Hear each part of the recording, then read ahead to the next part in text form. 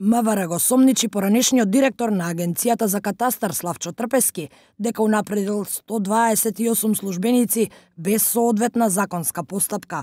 Според Министерството, Трпески ја злоупотребил службената положба во 2016 година, а со незаконското постапување го оштетил државниот буџет за речиси 120.000 евра. СТ без да достави барање за унапредување до Организационата единица за управување со човечки ресурси, без добиено известување за обезбедени финансиски средства од Министерството за финансии, без објавен интерен оглас, без постоење на пријави за унапредување со приложени, без комисија за селекција, без записник за административна селекција и за спроведени интервјуа со најдобро рангирани кандидати, без одлуки за извршен избор, ниту пак објава на истите на веб страната на агенцијата, спротивно на неколку членови од Законот за административни службеници, на 29.7.2016 година донел 128 решенија за распоредување и определување на плата на државен службеник.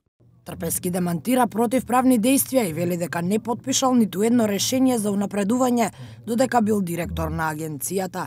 Додава дека решенијата кои биле носени за унапредување биле во согласност со новиот закон за административни службеници. Дека се работи за политичка хајка, доволно е само да ве информирам дека денес од вас медиумите дознав за оваа кривична пријава. Односно, воопшто во изминатиот период Министерството за внатрешни работи од мене не побара никакви изјави, документација или појаснување за предметот кој го воделе.